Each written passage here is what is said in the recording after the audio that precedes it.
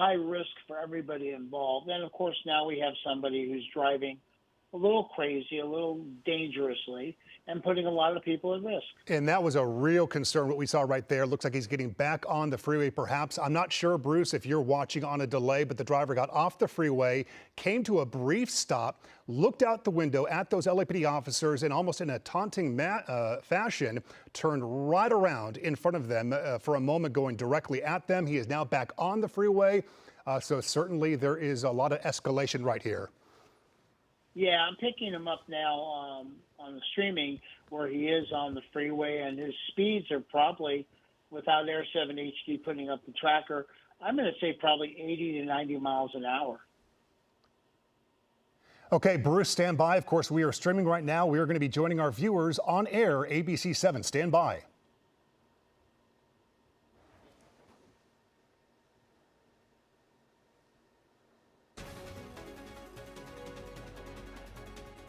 Hi, everyone. This is Mark Cotteropolis. We are breaking into normal programming due to a pursuit underway right now on the 10 westbound in the Mid-City area. We have been airing this on our streaming channels, and right now we are breaking into this coverage due to this pursuit escalating. LAPD officers right behind this suspect, an alleged armed suspect, and we believe a reported murder suspect. Joining us on the line right now is law enforcement expert Bruce Thomas. And Bruce, a lot of concern. This guy is really taunting officers right now. What do you thinking? Yeah, he's definitely taunting officers. He's stopped. He's looked out the window, kind of glared at them. You do have a murder suspect who is possibly armed, and this just makes things more difficult for LAPD, especially his erratic driving. Yeah, right now getting off the freeway at Venice Boulevard in the Mid-City area off the 10 freeway. And if there's any good news to report, you can see what we're witnessing here from Air 7 that the suspect, is not barreling through these cars. There was an opportunity there to sideswipe some vehicles getting off the freeway. He did come to a stop. These vehicles now moving off to the side, of course. Lights and sirens are on. That is so important, Bruce, when they get onto the side streets, the surface streets, to make sure these other drivers know of the threat that's coming their way. Yeah, the lights and the siren are an important part of any pursuit, the Code 3 driving, as it's called. And you're not going to necessarily hear the siren, but you are going to see the lights. And so that is why they do that. And hopefully they will clear intersections safely because they don't want to be part of the problem. Yeah, and Bruce, as we're watching this, so much concern with this suspect. He does appear to be alone in that vehicle right here under an underpass. We have not seen the vehicle come from out of this underpass, La Cienega Boulevard and the Santa Monica Freeway. Perhaps that vehicle, the driver came to a stop here. Oh, and another U-turn. There he is again, another U-turn in front of officers. Talk to us about the added risk, no doubt, the concern when this suspect is potentially armed, as far as what options these law enforcement officers have when they do a pit maneuver. Do they simply track? That certainly has to change how they approach the situation. Correct, Mark. The pit maneuver is a great tool. However, it's got to be specifically done on a street that's a little more wide open without that kind of heavy vehicle traffic. You've got to hit the vehicle just right. It is basically a controlled accident. And more law enforcement officers are being trained in this maneuver. And it's kind of the panacea. It does work, spins the vehicle out of control, and then they can do their felony traffic stop. Absolutely. And as people are watching this live here on ABC 7, and we're talking about that pit maneuver, you got to think people sitting on their couch are thinking, just do it, do the pit maneuver, right? But you got to take everything into consideration. And on top of the location is what other vehicles are in the area. If he does spin out, who else is at risk? And you don't want to put the officers at risk as well, knowing what kind of weapon this guy might have. Correct. The pit maneuver, there's so many factors that go into it. You have an operational area that's void of traffic, void of parked cars, where you can spin that vehicle out of control, because after the patrol car hits the suspect vehicle, the patrol car probably will give it gas, spinning it out more, and then getting out of the problem. And you still have an armed suspect who potentially could fire at officers now in the close proximity. Yeah, I was mentioning earlier on our streaming channel, okay, he's going, of course, much faster than the other cars. I said he seems agitated. His body is moving kind of forward, back and forth in the driver's seat. I mean, he's really agitated as he's driving here, weaving in and out of traffic, getting on and off the freeway. Another tool that law enforcement has, of course, is the spike strip. But Bruce, educate us here. The spike strip, when can they deploy that? I mean, when is the best time? Is that when the driver kind of seems to be circling the same area so law enforcement kind of knows, okay, he's kind of making a circle, he's in this neighborhood, they can get better prepared to lay it down? 100% correct. Yeah, when he's exhibiting some sort of pattern, if there is a pattern, like you said, being in the neighborhood, going around and around certain streets, then they can put the spike strip out. And then with the spike strip, they'll safely deflate the tires of the vehicle. However, as we have seen in hundreds of pursuits, these vehicles run on the rims, giving out sparks and just seem to, I don't know. My car, hopefully I would be able to do that with mine, but with their vehicles, they're able to just continue. Yeah. Hi, Bruce. It's Colleen Sullivan here joining you and Mark as well. And I'm watching this this suspect. Again, Bruce, so the CHP, are they at all? I know they're alerted to this situation because the suspect has now been on city streets, also on the freeway. How does that happen with the LAPD and then the CHP? Well, typically, if he goes on the freeway, that the LAPD or sheriffs or whatever agency it might be involved would hand it off to CHP. They have more resources where they can kind of leapfrog ahead to the different patrol stations if the suspect were to continue. However, because he's a murder suspect and armed with a weapon, LAPD may not relinquish control of this pursuit.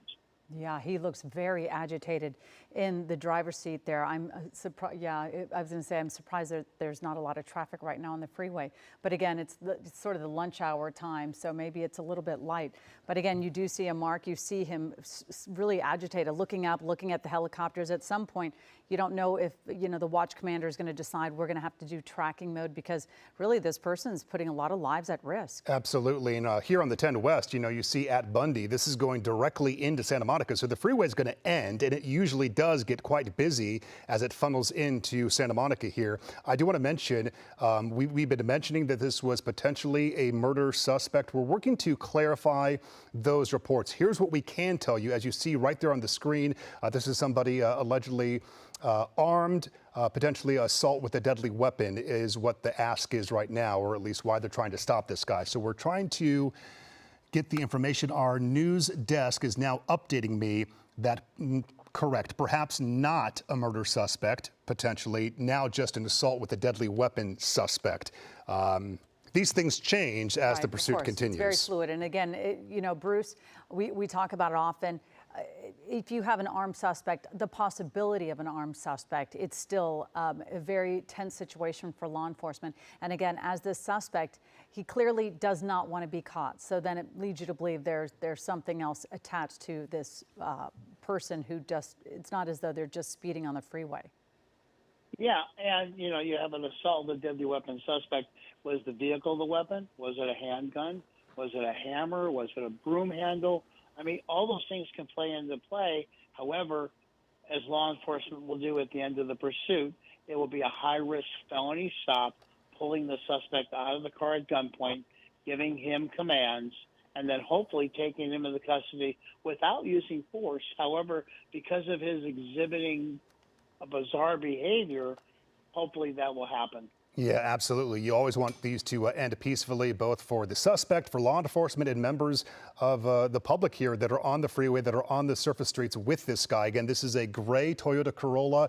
We say agitated just by the body language that we see right there through that open window. Now pulling into Santa Monica proper. This is approaching downtown Santa Monica. 3rd Street Promenade area is where he'll be approaching as well, getting off the freeway, really whipping that wheel around. Goodness, almost like he doesn't have control of that car.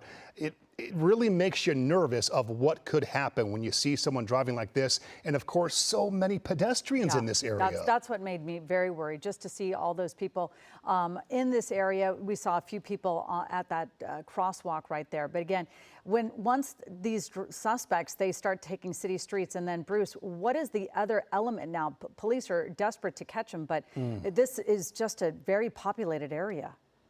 Yeah, he's in Santa Monica now, a heavy pedestrian area and congested with vehicles, and he's driving all over the roadway. And so they've notified Santa Monica PD that they're in their area, that there is a pursuit going on.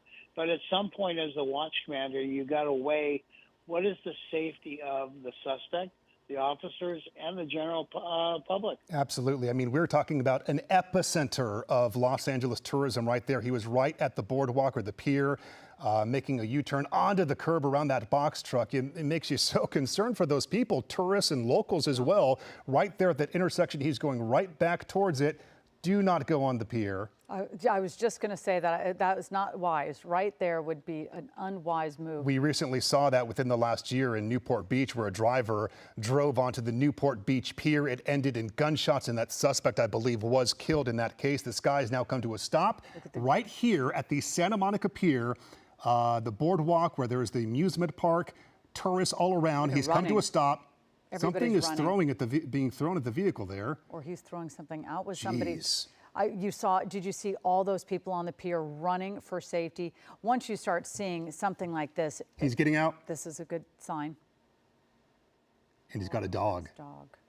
Wow. Bruce, he's getting out. Hands are up. Does not appear to be armed. This is perhaps the best outcome that we could see. Yeah, it really is. And yeah, very much so. Yeah. Sorry, Colleen. No, yeah, I was just going to say. So. This is the best outcome. The problem is that he's kind of shielded by the car, and those officers can't fully see him. It would have been better if he got on the ground more in the middle of the intersection. He had the dog there with him on the leash. He is spread out, likely listening to those commands. But thank goodness that dog is now free, likely doesn't know what to do.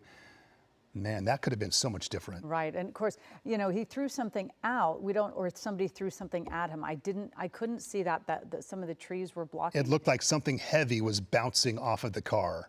Exactly, and I'm seeing something sort of by the walking, right at the corner. Look at the witnesses, the pedestrians right there to the right of the screen. They, would nobody really knows preferably what to do. back up a bit more, but. What a situation there. And Bruce, earlier Colleen was talking about watch commanders with police departments. That's something that you have extensive experience with, about when they would decide to pull back, and clearly they did not do that. Yeah, as with any pursuit, there are certain things I, as the watch commander, need. The direction of travel, the speed, what is the reason for the pursuit, how many occupants, type of vehicle. So I want all those factors in there, and I'm going to try to gain as much information as I can about the vehicle. It may not be the person driving, but to know where the vehicle lives, who it comes back registered to, and eventually I have to make the decision to let the pursuit continue or cancel it and go into a tracking mode. Right, and I know that little dog doesn't look very vicious, but does that change their situation here? You see them coming out, approaching the suspect with the sort of, taking safety, obviously, right there. You can see him with, the shield.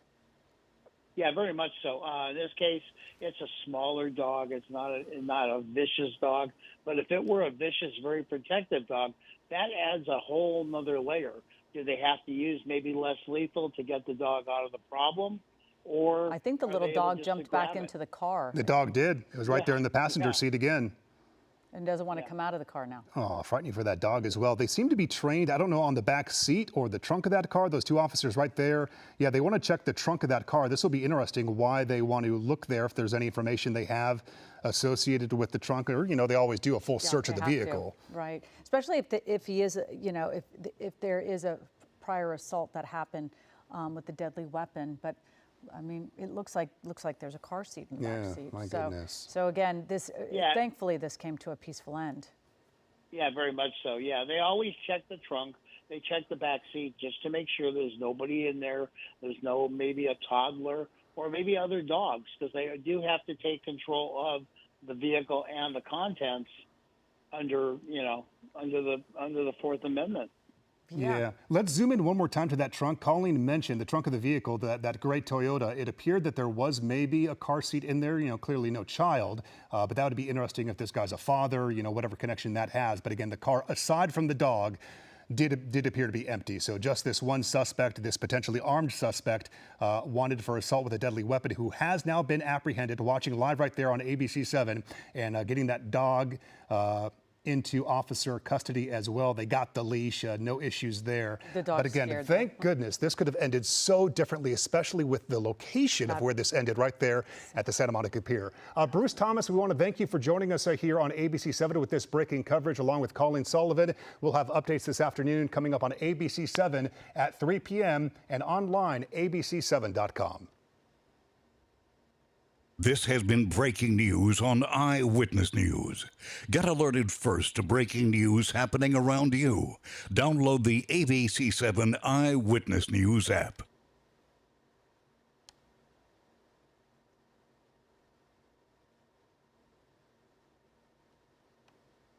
This has been breaking news on Eyewitness News.